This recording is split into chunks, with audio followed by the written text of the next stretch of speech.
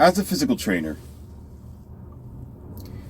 and great confidant, go-to, liaison, leader, and supporter of my people. That is, all people who decide to ask me for a bit of help and advice. I got a thing called a body test. And what is the body test? I'm going to tell you what the body test is. The body test is, I hear people when they talk about what they're capable of, that they can lift a certain amount of pound. They're fighters. They can protect themselves and according to a situation. Are men who consider themselves to be tough. They're hard, right? You know, they can take on a UFC fighter. Guys who pretty much stick their chests out, which, resembles a bird.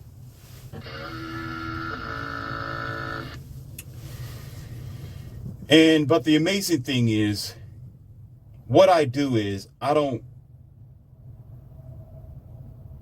judge a person. I'll let you explain your capabilities and in conjunction with your own personal performance, which all comes down to action.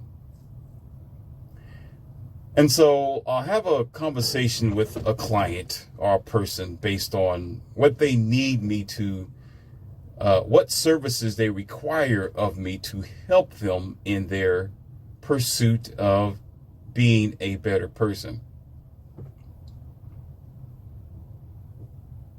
And most of them end up being friends, or if they are a friend or my associates and friends, they become even more benefited by my skills and capabilities because I hold them to a candle. So let me get to a point here, because I don't want to keep babbling and babbling and babbling.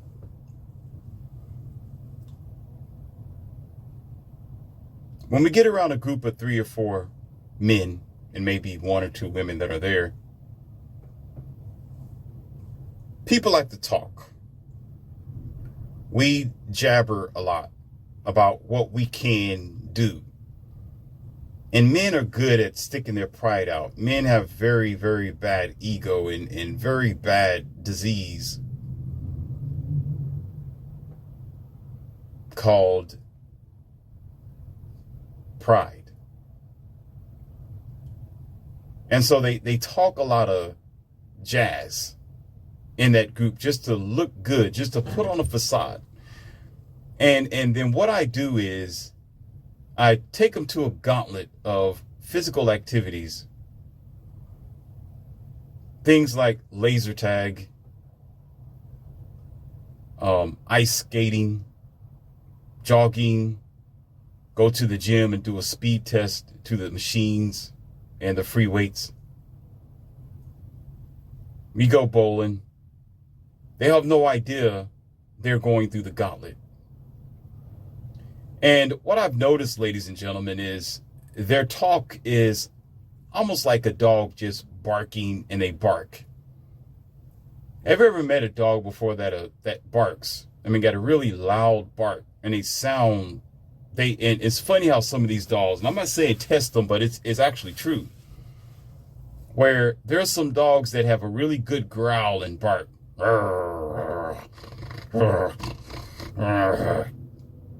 Right?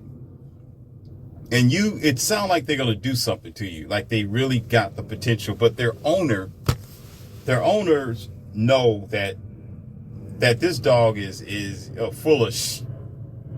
Just shut up, Spotto. Hush him out. Sit down, sit, shut up. And sometimes you can, and I'm not saying do this, but it's true with these type of dogs where you can walk on past them or you walk up to them and they'll just keep growling. That's all they do is just growl. The growl is just telling you to step back, right? Just to get back. But their growl is worse than their bite, because they're not going to bite you unless you really put them in a corner, unless you actually get violent with the dog. That's a different story. But the whole point is they're just growling. It's just noise. almost like a car without a muffler, but it sounds like it has power. It's just loud. You know, the catalytic converter is broken and the muffler is all split open. It's just destroyed. And so they're walking down the street hurting everybody's ears.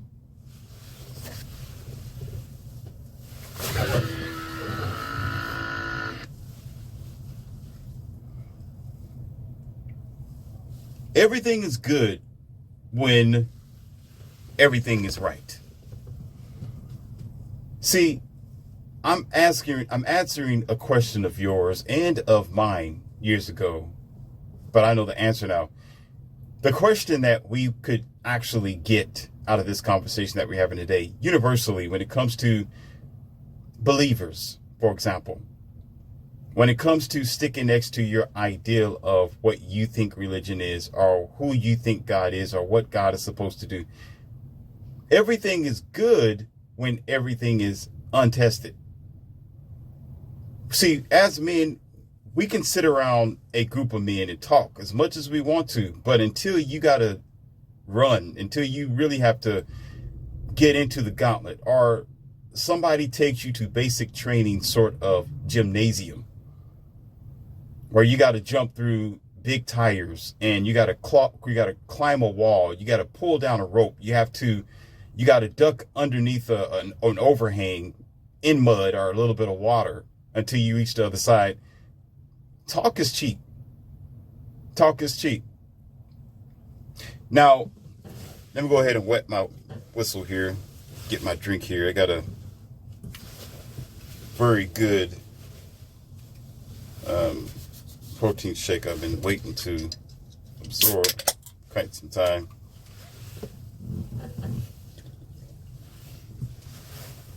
See, here's the thing, ladies and gentlemen. I'm not going to prolong nor stall you for what I'm trying to say here. People who believe in a deity and they stand by this ideal of religion, the stars, and astrology. Yeah, I said it. All that funny, goofy, dream-like Disney lifestyle. It's not even a lifestyle. It's just a mindset. Goofy, grown child bullshit.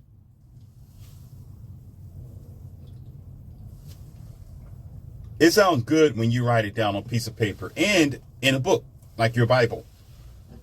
It sounds great when the pastor is screaming in your face about what God can and cannot do, or would not do, or demand you to do, while the choir is singing, while the offering is being passed, while so-called testimonies are being talked about around the church, which are practically logical, most times just scientific and a happenstance, but yet they won't say it's some type of miracle of God.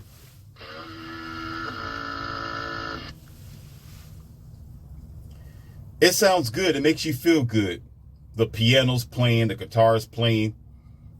Or you notice that in the church settings, maybe now if you're on Zoom or something like that, you may all read from one passage of the Bible or whatever book that you're reading from, and you all in synchronization with each other and harmonizing. Or you may be singing from some type of psalms of whatever. And it makes you feel like you, feel, not know, I said feel, your words, feel, emotionalized. Feel like you belong. Who does not want to belong somewhere? Or here's another thing that you slaves like to say. When I say you, it's not any specific person. It's how you want to take this message. You slaves do. You always say, I want to be a part of something that's greater than myself. And I'm going to break that down in another audio. Something greater than myself. So you have to have something that's greater than you when you don't even know who you are. You can't seek for anything greater than yourself if you haven't perfected yourself.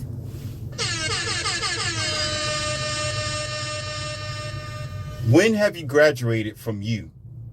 Stop right there. Pause. Pause, dumbass. Pause.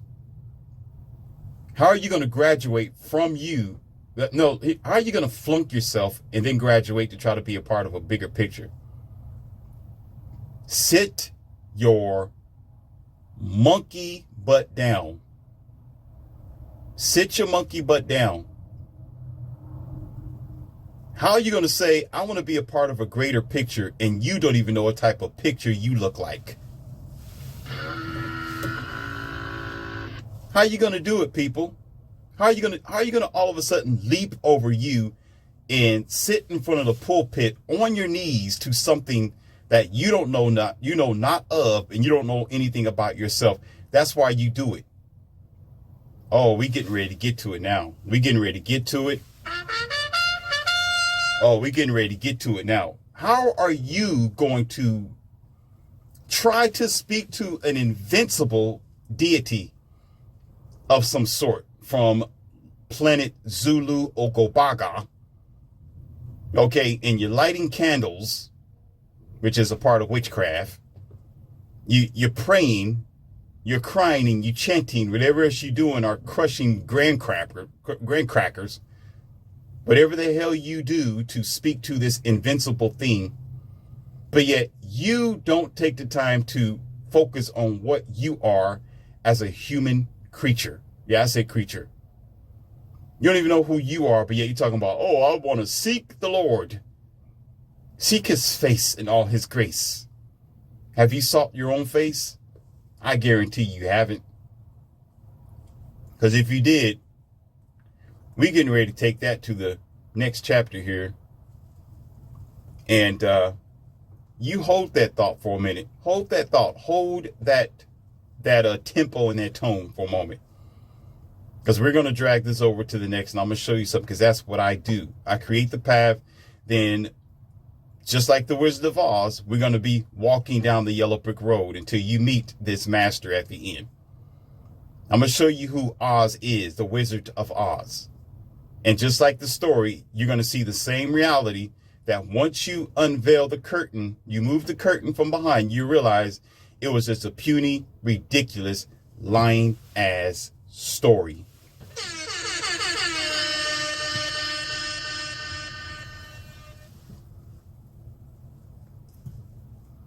See, your marriage, this actually goes to multiple array of things. It is a variety of subjects you can apply this to. Just like your marriage. It's all good in the beginning, baby girl. Oh yeah, let's rock with it. Sweetheart, yeah, I love you. I'm gonna be with you for the rest. Oh man, you are a dream come true. I work hard to be with you, baby. I dedicate my life to you. I'm glad you my wife, boo. I'm gonna be there for you. You understand? Through sickness, through poor, for better, for worse. I'm gonna do that because you know what? You're worth it. You're worth it. You know, we're gonna raise our kids together. Boo, you are oh man. Your kisses are soft, your skin is soft, you smell good. I love it when you lay next to me and you call me Papa or Daddy. Come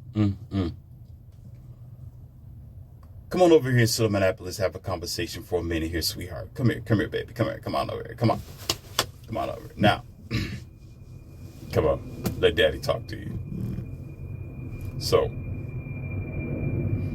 let me tell you that I was thinking about you yesterday, and I just can't get you out of my mind. I just can't get you out of my mind. I mean, you just got me all twisted. I mean, that thing you did yesterday, man, ain't no woman. There has never been any woman that has ever done me like you did. And, you my number one. You know that? You know that, baby? You know that? Yeah, you know. Stop playing. That little cute smile on your face. Look at you. Stop. Before we get started again, you better stop. We're only several steps away. Don't play with me. Bedroom's right over there. Do it all over again. All right? But you know what? You're that thing that have you ever heard that story that you're the apple of my eye? You everything that I want to see. Everything. Don't worry about it. I'm gonna be here for you, all right? Daddy got your back. And this goes on for the good month, 2 month, 3 months of the marriage, right? Just good feeling, this connection. And of course she's all giddy and she goes to work, or she had face all flush. And this don't have to be marriage. This is a normal relationship where you find this person that actually stimulates you. Now, we're excluding you heartless, new modern day heartless men and women who don't understand what a relationship is. You know what? You can exit stage left. I'm not talking to you. Get your ridiculous, you're desensitized, zombie ass, passive, broken, bitter, and jaded ass out of here. I'm not talking to you. You're redundant right here. You know what? You are pointless. This ain't your topic. You go ahead and stay in hell and stand next to your father, Satan. Okay, I'm not talking to you. I'm talking to those with the heart and the soul. People who know how to love and love themselves as well. Because if you know how to love yourself, you know how to love the next person. You can't love somebody when you're cold-hearted and dead inside, which is 99% of you. Apparently. When you first meet someone that really gives you the tingles down your spine, and you can't help but think about them all the time. You're excited to see them when you get home. You are being entangled with them is the best part of your day. With a cup of coffee, mind you. It is a great feeling. So much so where you don't see anybody else. Although there are some men whose, well, let's put it like this. He can't completely be satisfied by his nature, at least for the frontal part of the relationship. During the first 2-3 months, he's stuck on her. She practically and realistically pinned him down, where every other woman is invincible. He wants to be with her. Okay? And unknowing of himself or his own nature. But however, the point is, it's all great in the few months, ladies and gentlemen. It's good. All that hanky-panky, spanky, go places, doing things that you don't normally do. Yeah, like the song says. He don't never normally stand there and fold clothes and iron clothes while he's at the laundromat next to you. But he's doing it because he's next to you. That's the only reason why he's doing it. Normally, when this man goes shopping, he knows exactly what he's going to get. He'll go in there, get his bag and his bologna or whatever else and bread and leave. But because he's with you, he don't mind standing there a little bit longer with a little small conversation with you, either pushing the cart next to you because he's with you, because it feels good being next to you. It's pretty good in the beginning relationship, right? And some people may call that being sprung on your companion or your lover, which is a very good natural thing that happens when you are in the beginning throes of your relationship. So it's great when things are up. It's great when things are fine. It's great when the bills are paid. It's great when there's no interferences. It's great when both people are talking good and great to each other and sensible. But here we go. When things start going downhill in your life, when the road begins to become rocky, when that yellow brick road transforms to be gray, where you are rather confused. Now it looks like a four-way, what do you call that, an intersection? Now it looks like an intersection. And like, wait a minute, I can go left, I can go right, I can go forward, I can just turn back around. Wait a minute. Things are fine when your religion, here we go. When your religion, yeah, it's good for you when you believe and everything is good in your life. When things are going just fine. You're eating good. Seems like everything is just, it's hunky-dory. It is programmed to do exactly what it's doing, and it is working efficiently.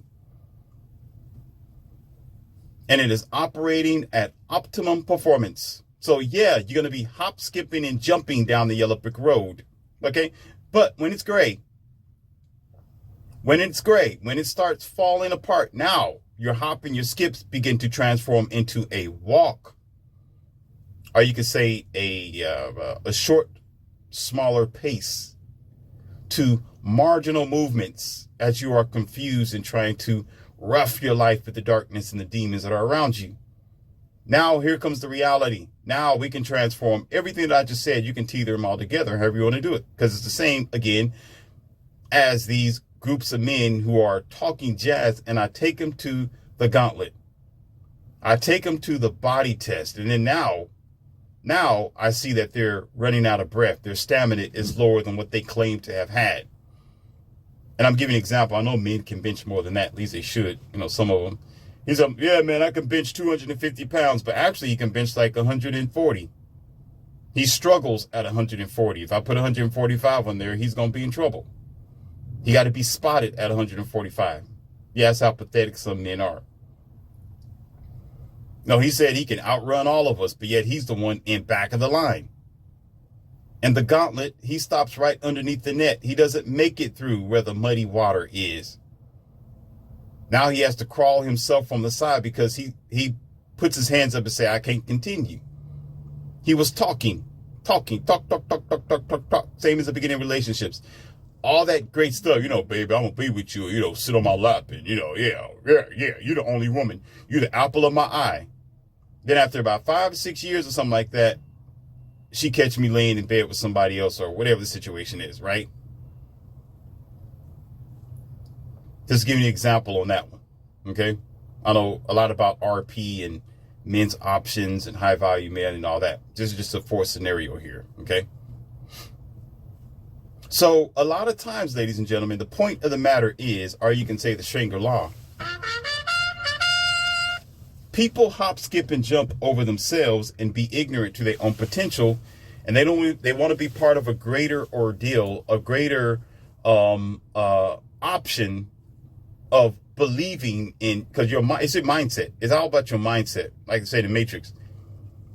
Okay, the spoon's not bending, you are, but it's all about the mindset where they go for what they believe in or that they think works for them, such as card reading or something of that ilk. Okay? But yet, it's only when things are fine. It's not tested. It's not tested. You have a mechanic tells a race car driver, I told you this can go all types of places. These are the same. It's the same thing, ladies and gentlemen. It's just various applications of what I'm saying. I got to break it down to you like this so you have no excuse.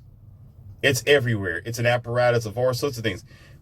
The mechanic tells the race car driver, hey, man, you need a good car. You need a different car. This car right here isn't going to help you win. The race car driver says, yeah, man, I've been driving this car around town. It has enough power. It does pretty great when I'm driving next to normal civilians. Yeah, this car is pretty fast. I get to the stoplight at a matter of a few seconds. So I think it's going to be okay. It's good it hugs the corner. It's rated as a sports car. I think I could take it to a race car track and I might be able to win. And the mechanic says, man, listen, I know for right now, buddy, for right now, it's a good car. It's good for now. It's good for this temporary fun that you do when you hot dog from 0 to 60, wherever you go.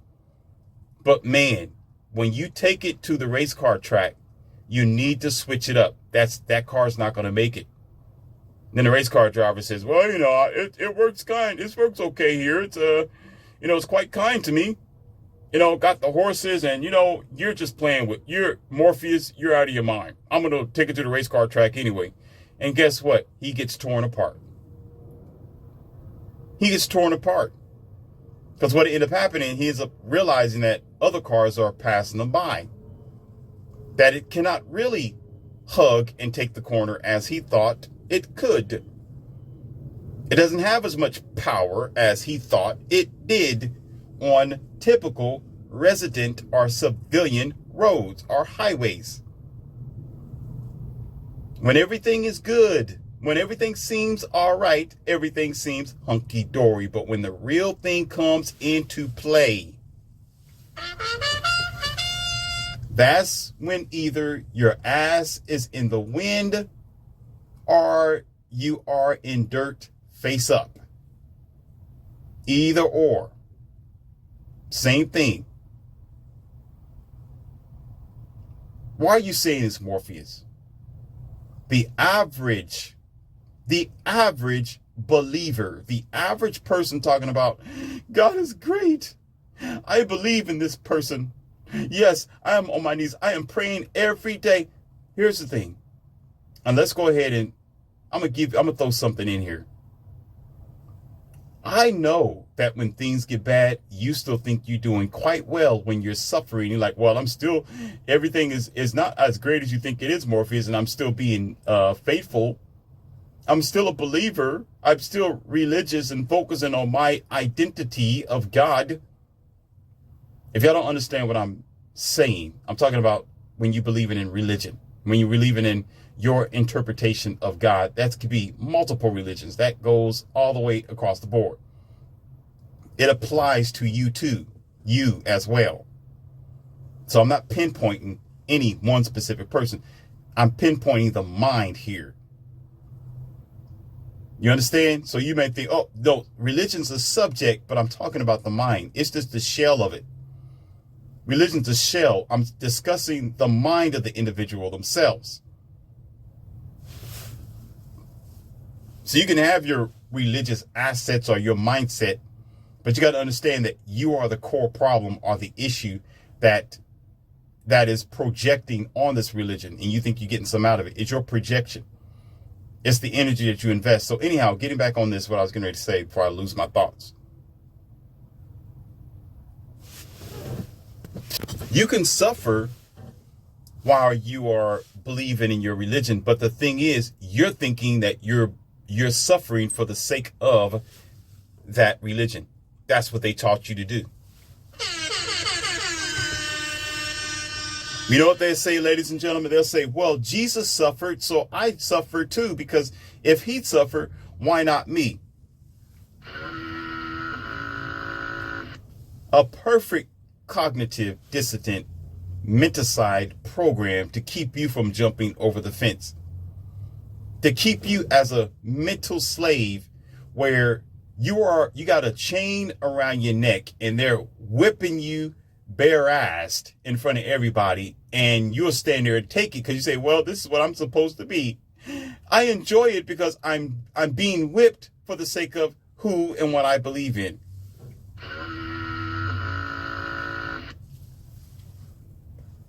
And then you turn around and say, God is love.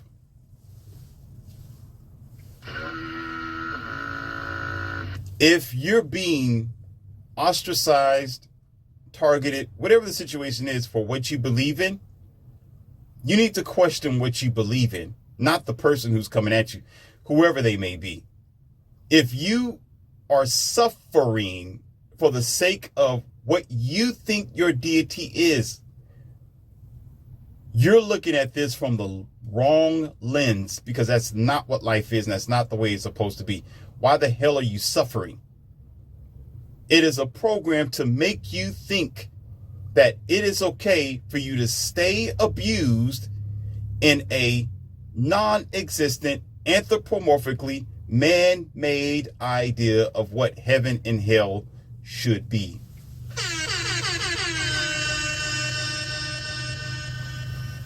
In other words, AKA, you don't love yourself. You don't love yourself. It's one thing to train the elephant to stand there in front of a pole and you put it in the ground and the elephant stands there and it kind of pulls against it. It pulls and it tugs for a little while. But it's another thing altogether when you remove that pole and the elephant is still standing there. That's you. You got all the free range to walk away, trample over this lying program that keeps you as a limited species of a human. But yet you don't want to open up your mind and realize what you're doing to yourself, because 500 million other people are doing it. Because 10,000 people are believing in doing it. Because 100,000 people are doing it and believing in it. So you think it's right. Don't you realize that all of you could be wrong? Huh? But you want to validate yourself because every other sheep is doing it. Oh, man. That's what it is. I get it. There it go. There's Waldo. I see your face and your big glasses and your red and white stripes. There it is. Because if it was you, let it be you thinking about this on your own. I guarantee you would not do it because you'd be considered as a crazy person. Let you be the only one to be whatever your religion is, let you be the only one with that in the book. You'll be cast out, and you know you would. I bet you none of you thought about that. I bet you haven't. Let you be the only one walking into the church, and you knew nothing about it. As a matter of fact, who taught you this mess anyway? But other people, as if you was born with this sort of belief next to you. You're only doing it because everybody else is doing it. Notice in the society that you live in now, not a lot of people want to do things individually on their own when nobody else is doing it. You're not going to get the choir and the pastor and the lion gossip and the songs and the so-called modern day jargon that you receive from what you believe in. You're not going to get it. You're going to be all lonesome to yourself. So eventually you're going to drop it because the average human is a social creature. You can't do without anyone else being involved in what you are already in. So it's a psychological banter, a psychological slavery that you put yourself into. That's called a willing slave, and you can't love or concern yourself with yourself. So you can't sit here and worship a god or a deity or anything greater than you if you don't know how to uplift and be concerned with yourself. Stop the BS and stop lying. That's all we know how to do is lie to ourselves and other people. You don't care about yourself if you're willing to stand there with a chain around your neck and getting whipped bare-assed in front of everybody. And that's a mental way of looking at it. Not physically, but mentally. Because that's what you do. Every time I say, well, they did that to Jesus, so that's going to happen to me. Bozo.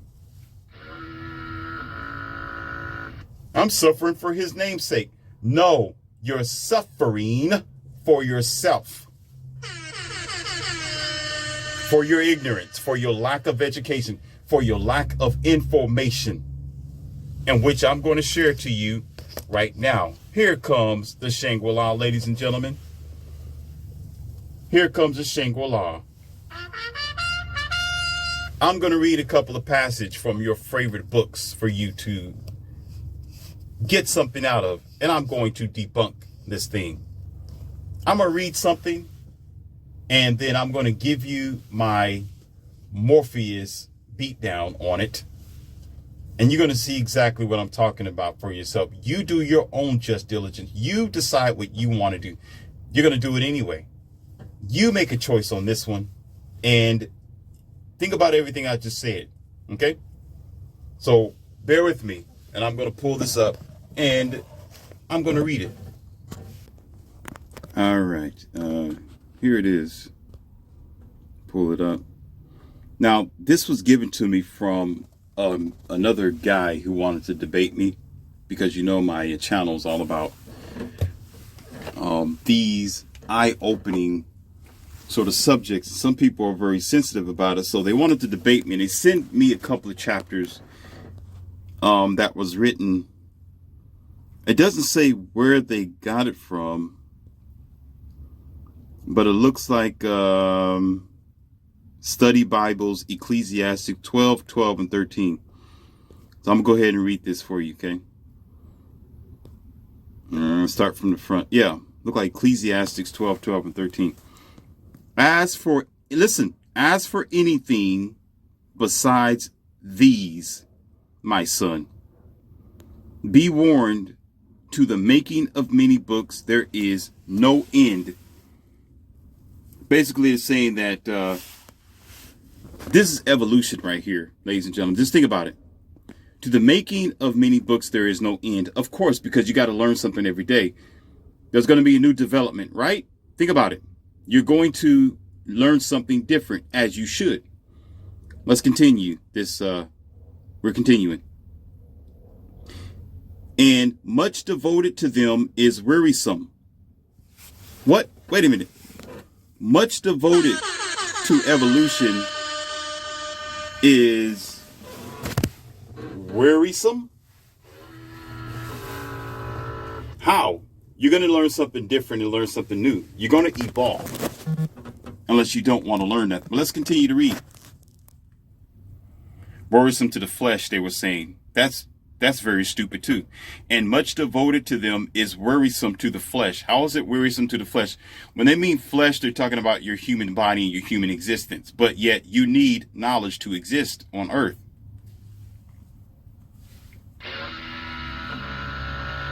Wow, people read this stupidity and have no idea. So basically, let's continue. 13. The conclusion of the matter, everything having been heard, meaning what he's talking about, reading these books and these passages, fear the true God and keep his commandments. For this is the whole obligation of man. Did y'all catch? Let me do it again. Y'all didn't catch it. Let's translate that in where you can understand in your modern tongue. Okay. As for anything besides these, my son, be warned. As for anything besides these, be warned for this measure, son, to the making of knowledge, to the making of books, to the other minds of other people, to the possibility of new information that could be helpful to you. If you are devoted to them, to diving into information, to reading other books, to opening your mind to different channels of existence, it's going to be wearisome to your flesh. So basically the conclusion of this, my son, no matter what that you have heard and everything that I'm telling you right now, I still want you to fear the true God, and I want you to keep God's commandments, for this is the whole obligation of man. So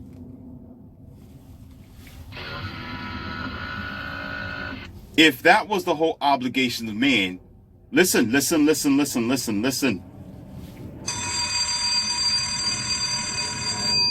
If it's the only obligation to man, if it is a command, if it is the command, the protocol to be nothing but fearful to the true God and keep God's commandments, no matter what, and is the whole obligation of man, why would man write books and different understandings and different correlations with his existence? Why would man evolve then?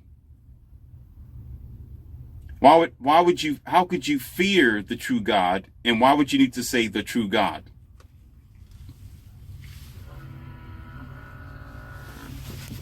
Let me say it again. Why would you fear the true God? Do you want your son and your child to fear you? Ladies and gentlemen, when they say fear in the biblical texts or in the writings of their religions, the pastor likes to switch the word fear into this thing called respect or honoring. No, ladies and gentlemen, the word is the word. Fear is fear. That means fear, F-E-A-R. They lie to you and try to twist their biblical words up to make you Y'all don't get it. Y'all don't get it. Some of y'all, you people, you strange thinking, thumb sucking, mama raised. Let me stop. You don't understand how the ministries play on you. The word is simple. It's right there in your face. The way that they written it, these humans have written this word from their anthropomorphic position, wrote the word exactly what the word means. Fear means fear. Fear. How can you fear somebody who you respect or who you love? You don't want your wife or your husband to fear you. You want them to respect you. Fear and respect do not go hand in hand. You're scared of them. And why would you say the true God? Why would you need to prove that you're the true God? When I'm out in public, I don't have to prove that I'm Alpha or that I'm Leon C. Morpheus. Let me show you how I dance. I'll show you. You'll automatically realize, wait a minute, this is a different brand of a dude. He's talking different. He's acting different. Wait a minute. He's different. He stands out. He's doing something differently than the rest of them. I don't have to tell you, oh, I'm the true me. Since when did God need to prove himself to be the true God? This is humans talking here.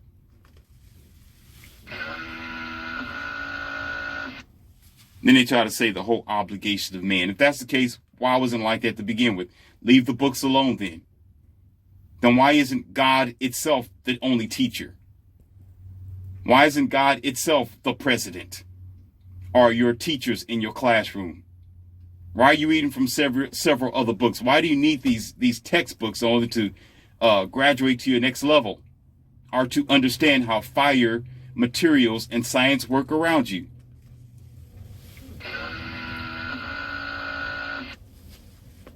Let's move on. Let's move on. This is, let's see. This is another one here. It says Ecclesiastics. Now, they're trying to break this down in their own language and words. But here we go, ladies and gentlemen. I'm going to check this out. I'm reading it. Here we go. The wise writer of Ecclesiastic warns against the endless possession of books. Did you hear what I just said? The wise writer of Ecclesiastics warned against the endless possession of books.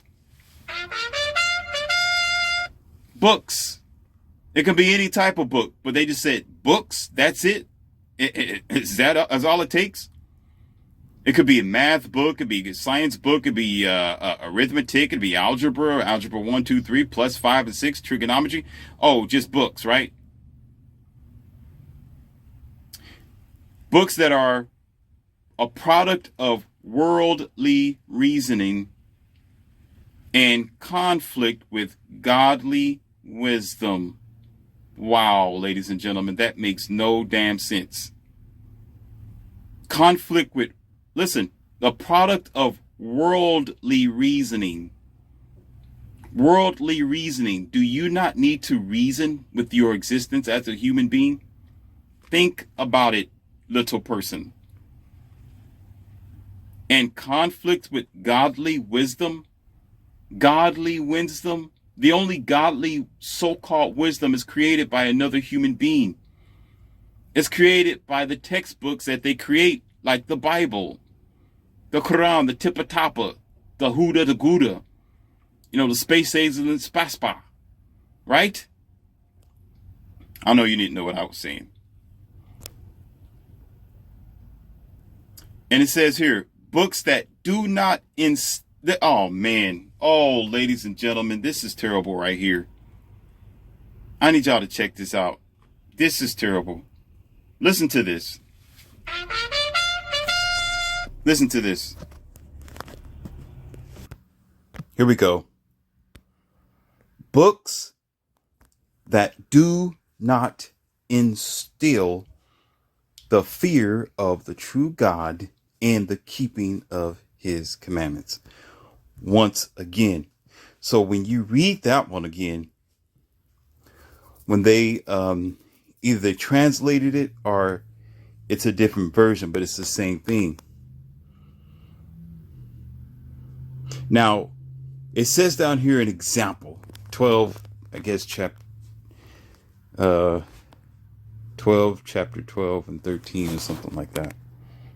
Chapter 12, verses 12 and 13. It says, an example of such was found in Ephesians, I can't pronounce it, Ephesians, where spiritualism and demonicism demonism, spiritualism and demonism were rampant. And it says, after the preaching of the good news about, I can't even say the word, I hate it because it makes my stomach turn, crest, which y'all call Christ, the believers brought their books of magic and burned them publicly. So the example that they're giving here, they basically talking about books of demonism and books that do not refer to their interpretation of their true God or their perception of their true God.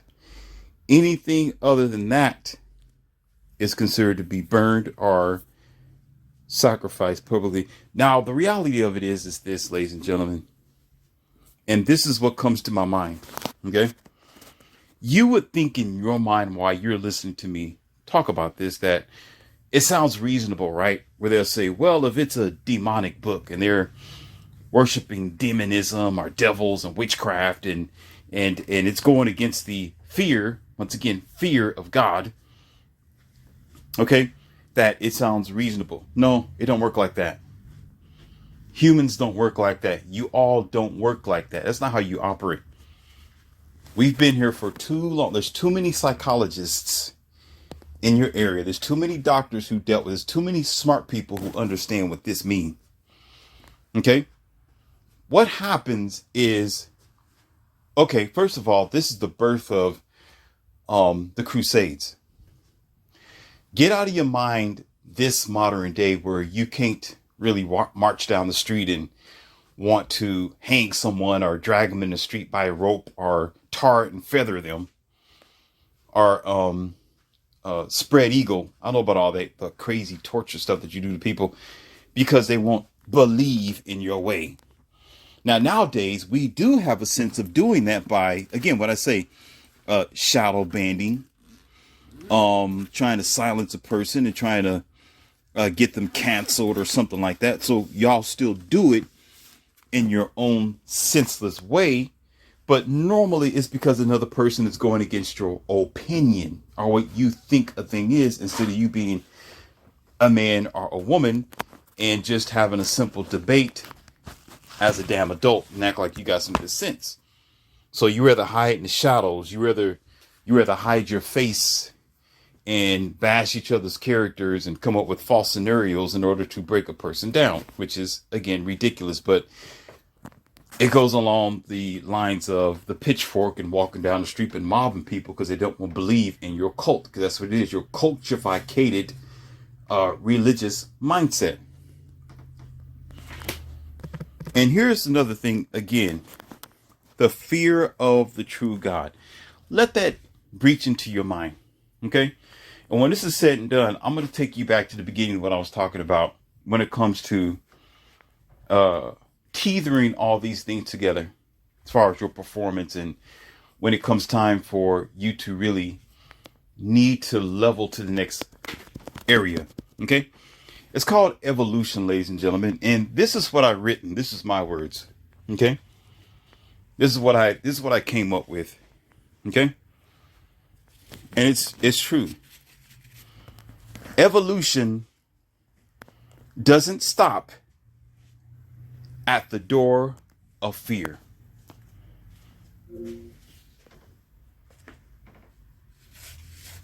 Did you hear what I just said?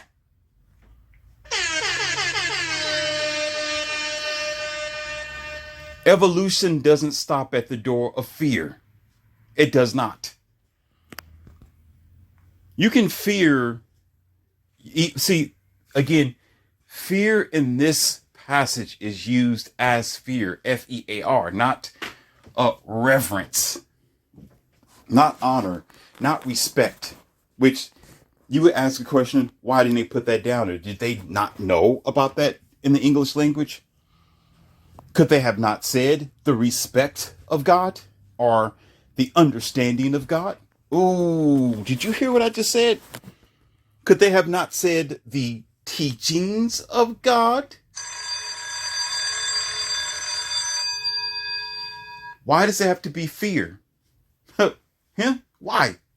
Because there has been an agenda for a long time that in the religions, and especially in Christianity and your Baptist faith and the rest of them, I said faith, fear is a power mongering programming that fringes, encroaches, and compromises your emotions and our feelings, which turns and twists your perception on reality.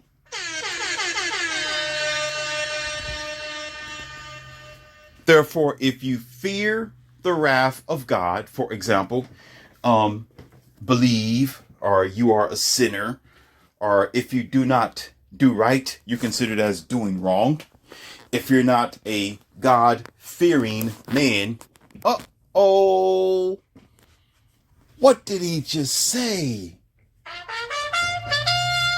If you're not a God-fearing man or a God-fearing woman, then you're not considered to be a respectable or respected individual. Have you men ever heard a woman say, I want a God-fearing man? I know you have, and I gave you a lesson on that one. If you ever hear a woman say that, walk the other direction and tell her to not only kick rocks, but eat them at the same damn time. Because fear should not be in your dictionary. Fear should not be in your vocabulary. It should not even be the first in line that you go to. That sort of emotion usually, and it's not to put them down, that's a woman thing. Women have this ability to fear things, or kind of scared, or, ooh, that scares me. Oh, that's scary. But for a real man to say something like that, you need to check your underwears, because it might actually be pennies instead. And wherever you are, most likely hiding underneath the covers or underneath your own bed in her house, because it's not yours, because you ain't man enough to own anything. If you go to that extent, you got a problem. The whole idea, and I've spoken to a pastor who was they were once a pastor. They were once upon a time a pastor. There was a pastor of more than 12 to 13 something years or more. Okay.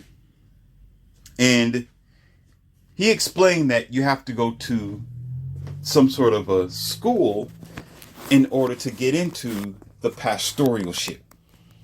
And it's almost like a miniature college. They show you the subjects of the Bible. They go through several verses and they give you little pep talks and things like this. But on the other end, ladies and gentlemen, think about this. On the other end, listen. On the other side of this, you in your consciousness know, if God existed the way it is supposed to exist, then what will happen is you have this God who's able to use anything it wants.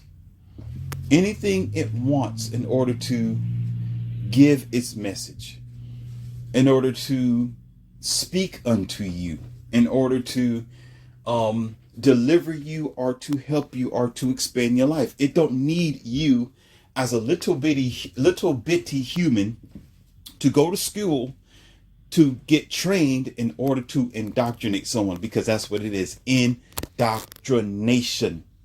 Almost like mind washing.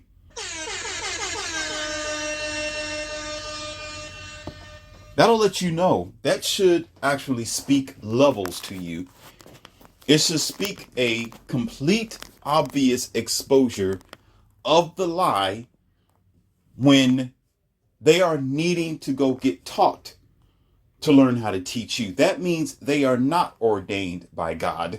They are not ordained to speak to you. They did not grow up to have a destiny to become a pastor. They decided to get into it because it's a business and because you being a fear-based cattle and a product of their industry and of their buy and sell scheme, okay, they decide to get into it because it sounds real good to give you a lie than to tell you the truth.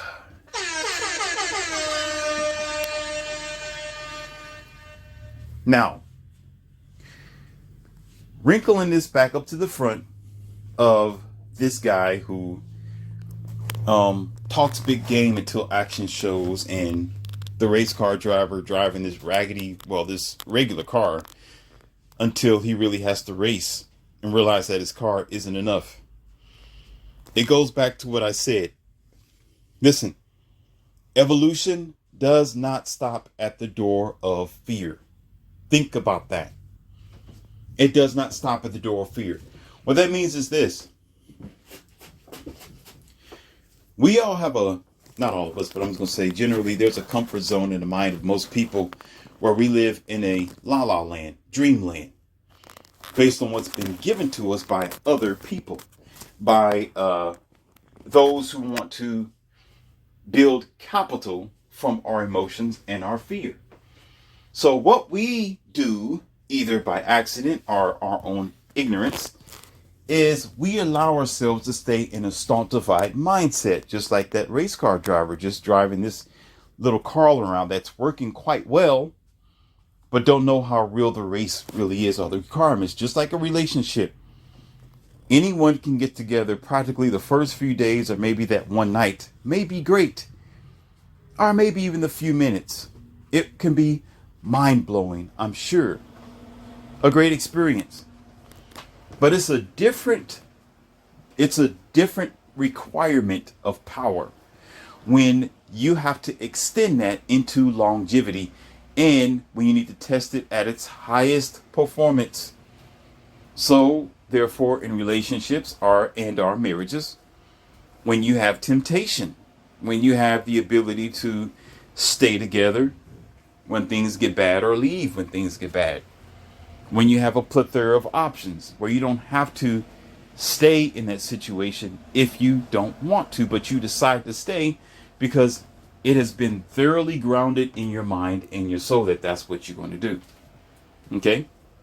Now, to finish this off with the cherry on top of the cake is this. A lot of relationships with religion have already been tested. You've seen all the catastrophes around your world, your town, your cities. You've witnessed people passing away in front of you, or it could have been a family member. You've seen the millions who have flown in the sky and came down at 100 or more miles per hour, and they're no longer here with us. Okay? You've seen families torn apart. You've seen people, innocent kids get born in the most insufficient, broken, and redundant families in the country, but yet you're still taught that your religion or your ideal of God is perfect. Which, again, it goes along with my other two audios I just created for you, because I told you this is the classroom. There's levels to it. Where if that was so, why would somebody who loved you turn their back on you? Or turn their back on humanity? And you'll say, well, we're all one, and maybe because we're sinners, they expect for you to be sinners, or to think that you're sinners. They expect for you to think that way. Well, it's because it's the rapture that's going to take place.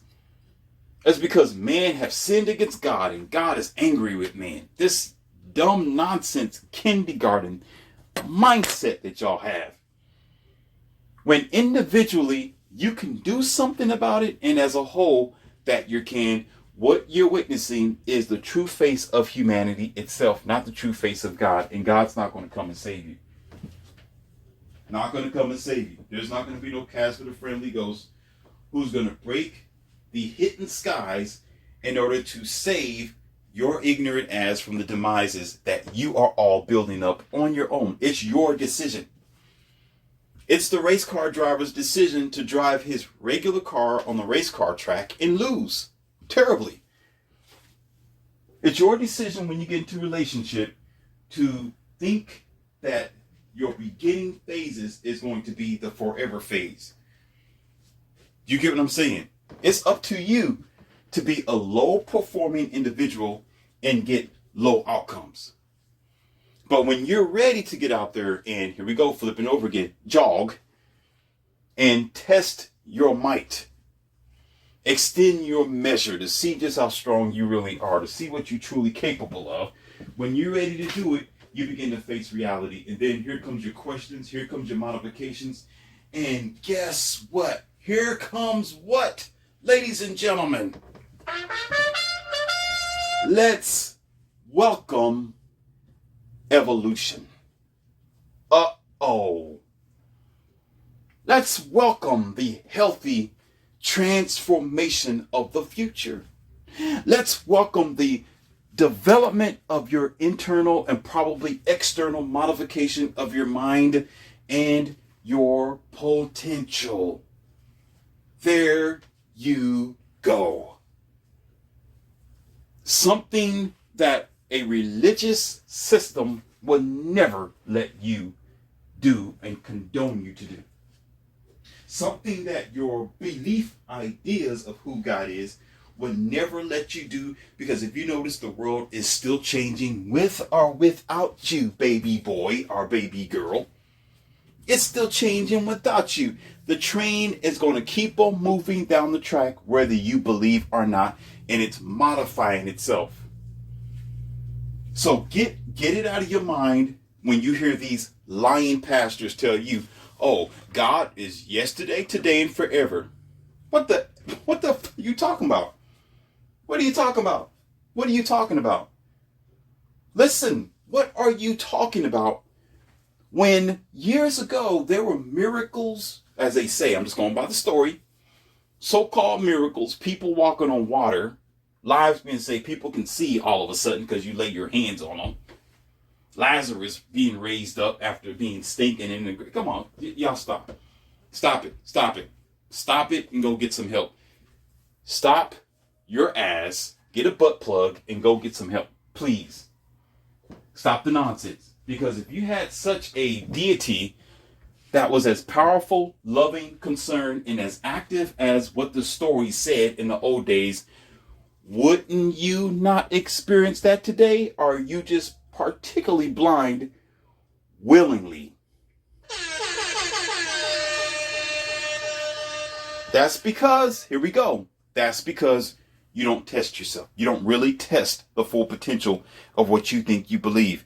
And every time, if you ever do such a thing, here comes contradiction. Here comes your questions. Then you're sitting out talking about, well, God, why did you let this happen? Huh? Somebody talk to me. Somebody open up your broccoli-filled mouth and talk to me. Talk to me. Tell me I ain't tripping. You know I'm not tripping. You know full well I'm not tripping. Get off of your high heel and just accept the fact that I'm telling you the raw truth. You know, automatically you have question marks like, why is this? How come this is happening? Why are you taking so long? Why you let my mom pass away? Why you let my kid grow up like this? Why you let my life be like this? Where's my husband? Where's my wife? Where's my money? Where's my freedom? Where's my success? Where's my future? Where's my tomorrow? Where's my possibilities? On and on and on and on and on and on and on and on.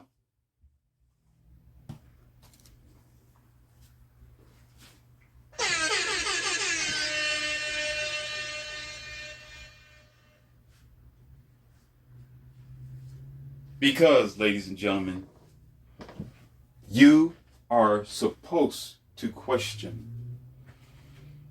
When you get to a certain point of your development in life, you begin to resist the original way of doing things because you question the original way of doing things to see if it is solid and true. Before you get on the race car track, you got to check your wheels. You got to check your transmission. You have to do an engine check. You have to make sure that you are excellent to perform. Before you get on the wrestling mat, you got to powder your hands. You got to make sure that all your bands are together. All your bodysuit potentials is intact. You got to make sure that your knees and your joints is well lubricated, that you stretched properly, that you are at your optimum performance before you get out there. It's very simple, ladies and gentlemen. It's not hard. Very simple.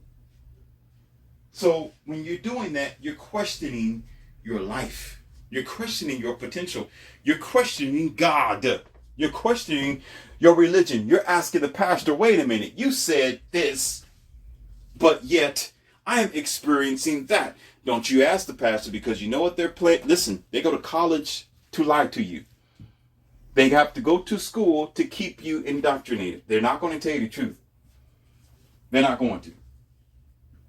If you're a believer, you got a problem. Meaning, here's a double whammy here. That's what I mean. Not to throw you off. You got those who proclaim to be Christian and believe in God, and they're a gesture, the crest. You know, Casper the friendly ghost with the so-called most, which haven't seen yet. But on the other end, they still live a modern life. What that means is how they live goes against what they believe in.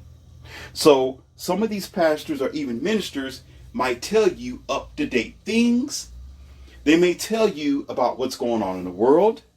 They may try to get buddy-buddy with you. It may sound even reasonable to your level of intelligence, but they still reading, talking about, and still feeding you that same neighborhood drug that got you, your past ancestors, your great-great-great-great-great-grandfather and grandmother hooked on this dumb story in their belief system that their religions have transpired to be. So it's a double whammy. So when they're talking about modern day issues, but yet they're still reading from this poisonous book, you're still getting that dope.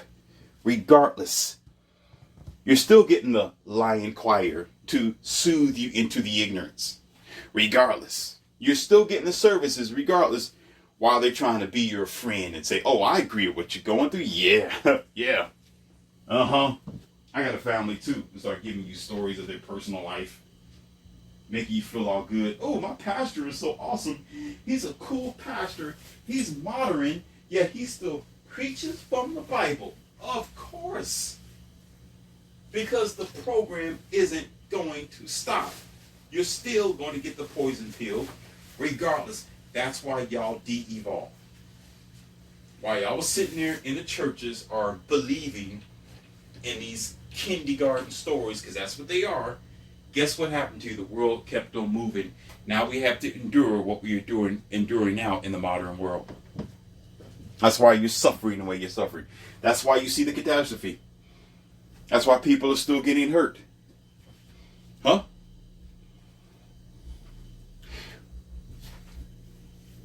And the violence that is spewing in countries once the authorities turn their back. Why is this? Oh, don't tell me. Well, you know, people have free will. No, where's your God at? He's supposed to be Superman.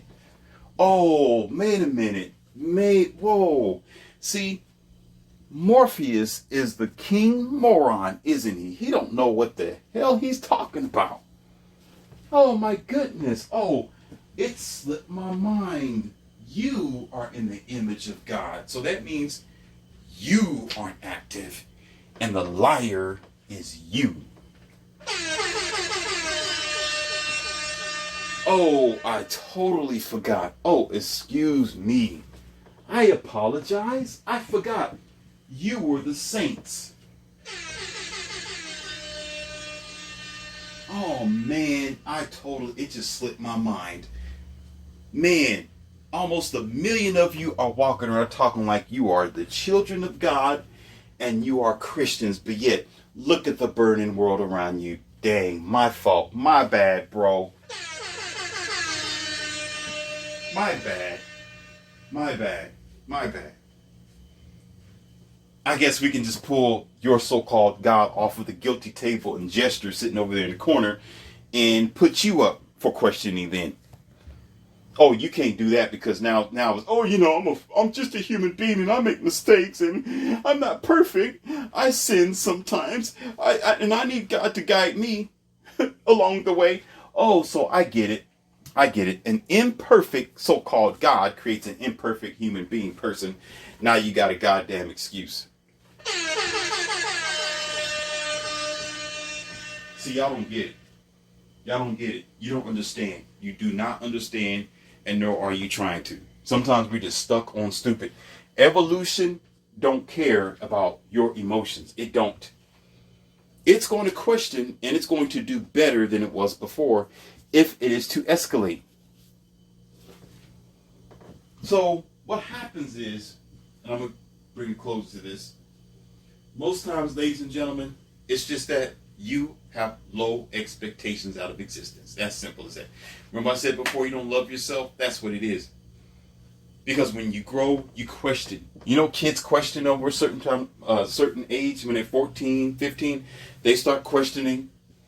Hey, Daddy, what's that? Mama, how you do that? What's this? Now, I can't say too much about these women because these women are being raised by, oh.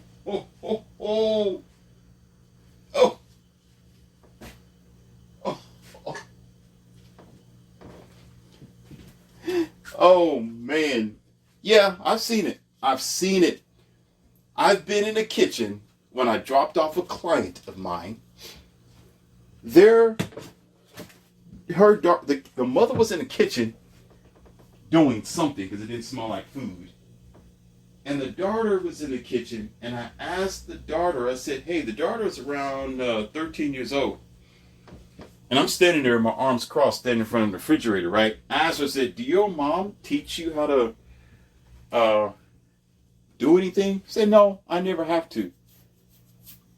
Pause, ladies and gentlemen. Pause. Like, you don't talk to your mom and ask her? No, because I don't have to, because my mom's not even, she don't tell me anything.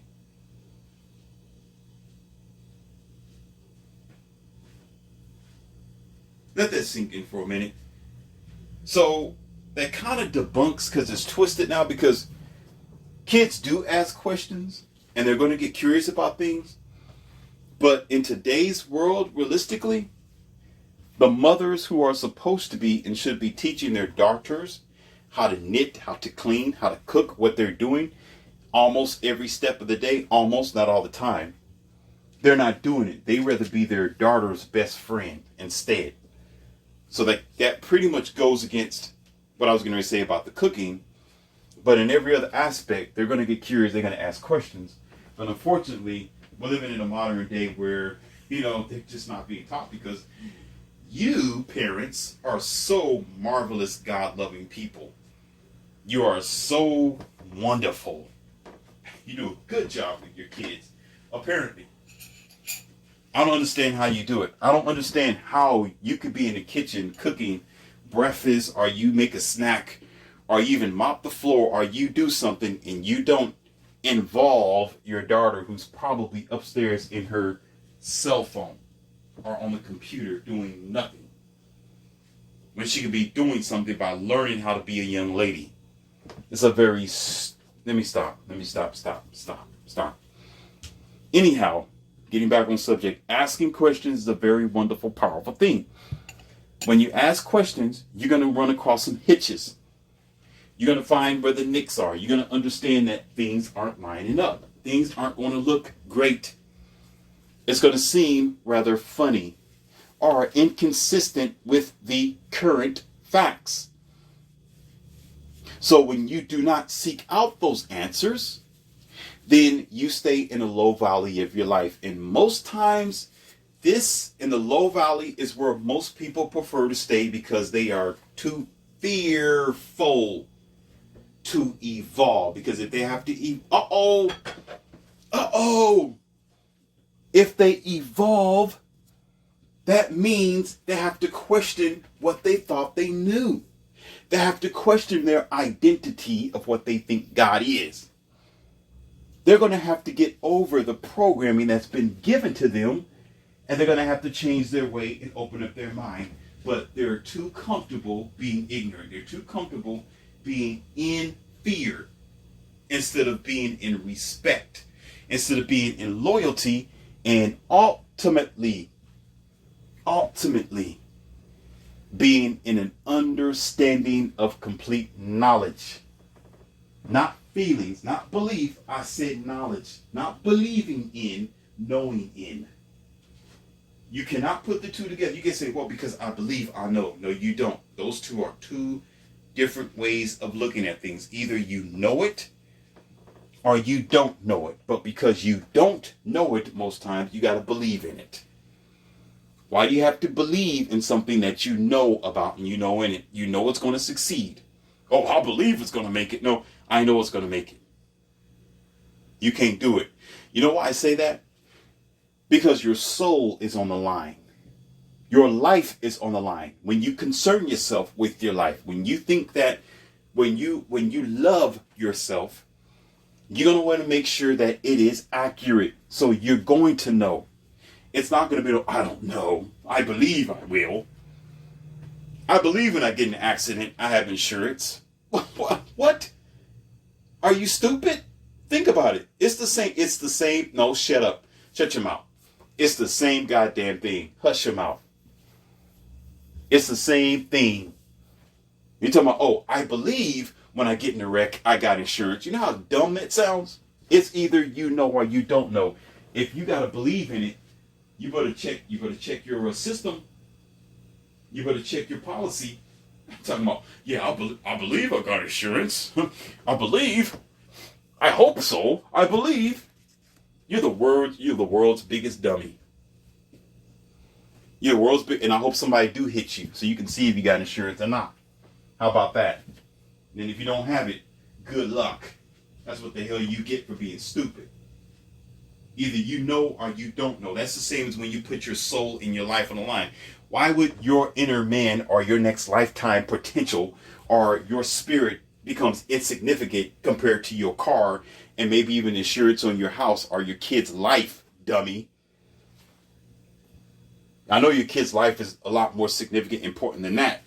But I'm just talking about the life insurance itself. But why would you put insurance on everything else as if they are more important than your soul? Or the fact that you are trying to say that God exists and God is above your life and death and heaven and all that type of stuff. Why would generations after generations pass away on your belief system and you still play with it as if it's a game? And you're still talking about you believe in it because nobody took the time to know in it.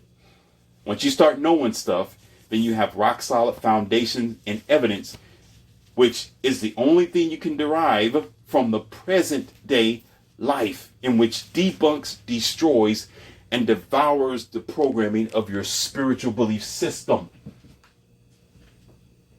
Then once again, repeating myself, you backtrack and you recede. Instead of challenging it, you go along to get along and just say, well, I believe, I'm a believer. I'm a lover of Jehovah. I'm a lover of Christ. I'm a lover of God. That's all you can say. If you challenge it, you are automatically defeated. Yes, I said it. You don't have the confidence. I have the confidence to say that because you're blinded. If you challenge it and you line up what you think you know about your so-called funny religion, Casper the Friendly, the Ghost, which never pretty much existed, and you add it to the modern day life, you're done. Because the only thing you're going to go, well, Revelation said in the end there's going to be rumors of war and people will get sick and passing away and there's going to be floods and there's going to be all kinds of things going on. Look in the Revelation. Look over here. Look, it says here in the book. It says here in the book. In the book. Repeat myself. In the book.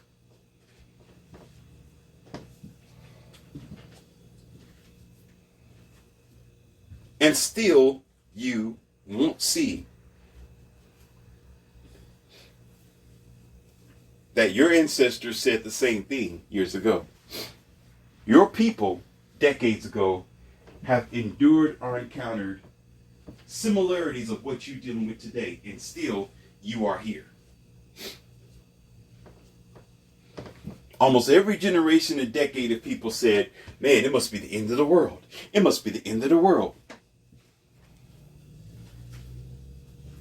There were heavy wars. There were World War I, World War II,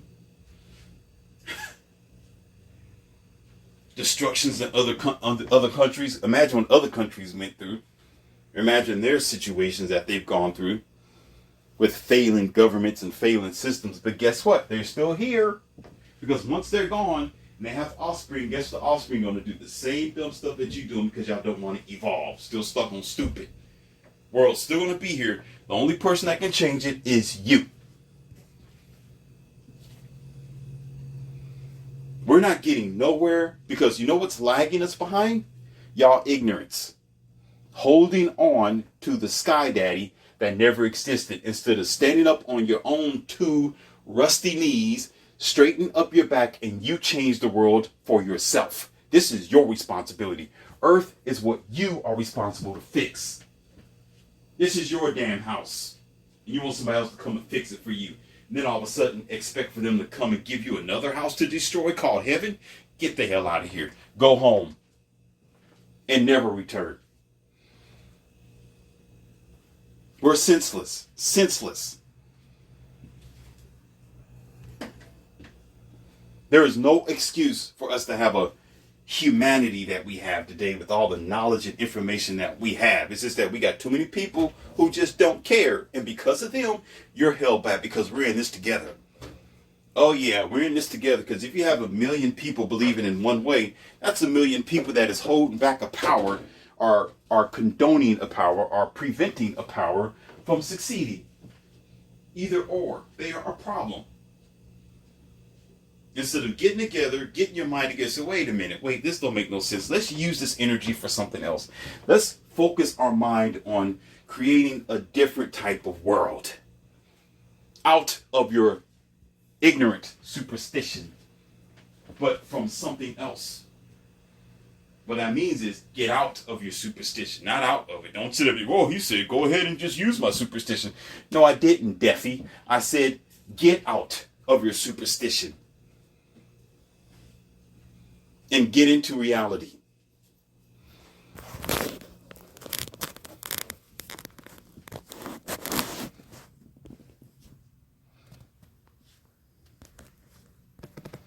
That is the lesson for the day. And once again, we shall continue, and I have more for you to come. I enjoyed this lesson, and I'm sure you've received something out of it. And take the time to think about it. We got to start opening up our eyes and stop being so... I'll put it like, I'm going to go ahead and say this, and I'm going to get off this audio. And I said it before, and I'm going to say it again. Look at your world. Look at your people. You are not on the top of the food chain. You're not. You're not. You're not going to be either, because you don't want to be. Y'all live a lifestyle that's under the pyramid. You're under the triangle. You're not even... Let me stop. Stop. Let me stop. You're not, just know this, you're not on the top. And you're not interested in doing it because you're still stuck on the old, broken, senseless, pointless, powerless, ignorant, insensible, ridiculous, don't think addict programming that's been given to you as kids. And until you break that chain around your mind, you ain't going no damn where. Stay underneath the pyramid, continue your rat wheel exploration from 1 year old to 80 and disappear in despair. Simple as that. Your choice, not mine. Want to keep doing it? Have fun.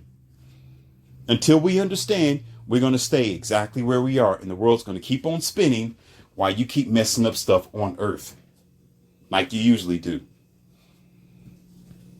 And your futures to come. This is Leon C. You know who I am. I am Morpheus. To break you away from foolishness.